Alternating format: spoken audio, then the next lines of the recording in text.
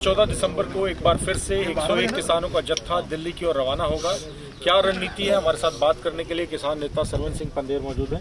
पंदेर साहब, एक बार फिर जत्थे को आप आगे भेज रहे हैं। पुलिस ने सीधे तौर पे कह दिया है कि आगे जाने की परमिशन नहीं है। इससे पहले 2 बार आप लोग अटेम्प्ट कर भी चुके हैं, तो कल क्या होने वाला है? हाँ, देखिए, दिल्ली कूच होगा कल 12 बजे के बाद। 101 किसान जाएंगे।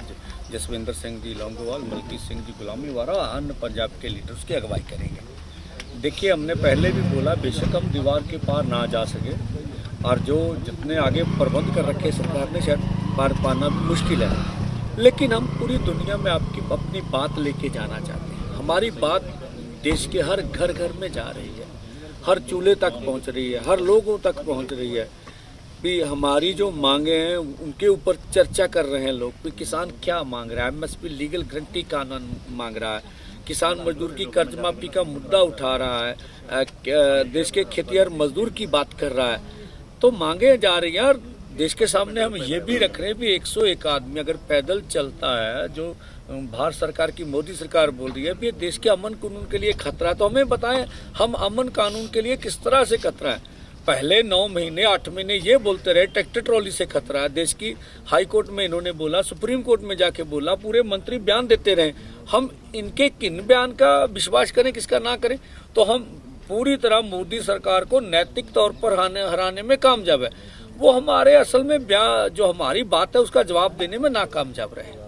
अच्छा, सुप्रीम कोर्ट ने कहा है कि बातचीत का रास्ता खुला रहे, तो जो कमेटी बनाई गई है उससे आप बातचीत को तैयार हैं? सीधा सेंट्रल गवर्नमेंट से बातचीत चाहते हैं? एक तो जो आज सुप्रीम कोर्ट में हुआ उसकी हार्ड कॉपी तो हमें नहीं मिली है। एक ऑर्डरों की कॉपी लेंगे, फिर पढ़ेंगे, फिर ऑफिशियली बयान देंगे। लेकिन जो टिप्पणियां मीडिया के थ्रू बाहर निकल कर आ रही हैं, हम कहते हैं कमेटी किसी भी मसले का हल नहीं हो सकती।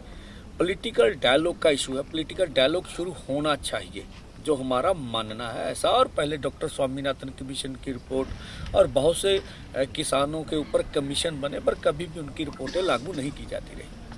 अच्छा, जो एक सांसद हैं राज्यसभा के बीजेपी के रामचंद्र जांगड़ा, उन्होंने कुछ विवादित टिप्पणियां कर दी हैं। उन्होंने कहा कि जब आप लोग सिंधु बॉर्डर पे और टिकरी बॉर्डर पर बैठे हुए थे तो वहाँ आसपास के गाँव की लड़कियां गायब हो गई।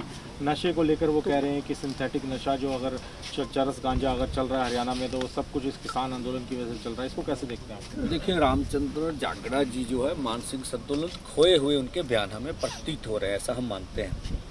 देखिए, जब 700 लड़कियां गायब हुई थी तो आप कहाँ थे? आपकी हरियाणा में सरकार थी, दिल्ली में आपकी सरकार थी। कोई FIR तो हमें दिखाइए, नहीं तो उसको जांच का आदेश दीजिए। जांच करने के बाद सब सारे देश के समक्ष रखिए, नहीं तो आपका बयान जो है, उनका बयान जो है, दो समुदायों को भड़काने वाला है, नफरत के बीज बोने वाला है। इस तरह से JP नड्डा जी को हम कहेंगे इनको पार्टी से बर्खास्त किया जाना चाहिए और नहीं तो इनके ऊपर पर्चा होना चाहिए। तो उनके बयान बेबुनियाद है। और इसके साथ जो नशे का आरोप लगा रहे हैं, अगर नशा भी इस तरह का भी कुछ हो रहा तो आपकी पुलिस क्या कर रही थी? हमें जो लगता है सरकार घबराई हुई है, हताशा में है। हरियाणा पूरे का पूरा उठ खड़ा हुआ है और किसान आंदोलन के साथ जा रहा, तब हताशा में इस तरह के बयानबाजी रामचंद्र जी कर रहे हैं। अच्छा सर, एक सवाल ये है, डल्लेवाल साहब की सेहत को लेकर पूरा देश चिंतित है। सुप्रीम कोर्ट ने भी चिंता जताई है।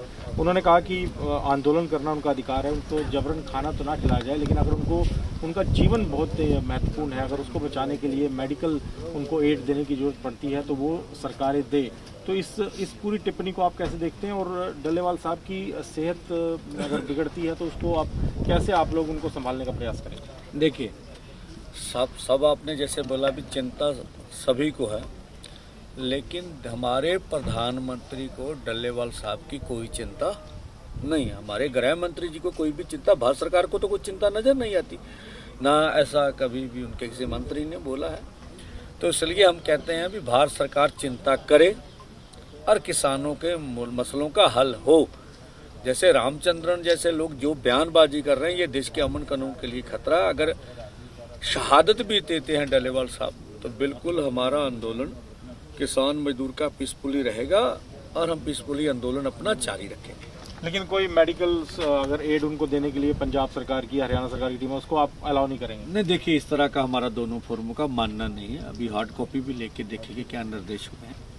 अच्छा सर, एक आखिरी सवाल ये है कि आपने कहा कि आर पार की लड़ाई है। अगर आर पार की लड़ाई है तो आपको लगता नहीं कि बाकी जो संगठन इस वक्त इस आंदोलन से दूर हैं उनको भी एक मंच पर लाया जाए? क्योंकि मुद्दे तो आप भी वही उठा रहे हैं, किसान मजदूर के जो हर किसी संगठन के मुद्दे हैं। हाँ बिल्कुल, आपने सही बोला, हमारा ऐसा प्रयास भी है, हमारी ओर से पूरी कोशिश हो रही है। आप देखेंगे कि एक दो दिनों में, कुछ दिनों में आपको सुखद समाचार से मिल सकता है। हमारे प्रयास है सभी मिलकर देश के लिए बात करें, देश के लिए संघर्ष करें।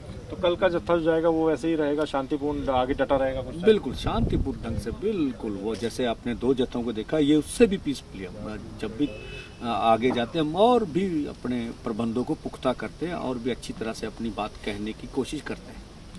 तो सरवन सिंह बंदेर सीधे तौर पे कह रहे हैं कि 101 किसानों का जत्था शांतिपूर्ण तरीके से आगे बढ़ेगा और डल्लेवाल साहब का जो आमरण अनशन है वो जारी रहेगा। भारत सरकार को सोचना है कि अगर उनके जीवन को कुछ होता है तो कौन जिम्मेदार होगा। शंभू बॉर्डर से कैमरामैन वीर सिंह के साथ मोहित मल्होत्रा, TV9 भारतवर्ष।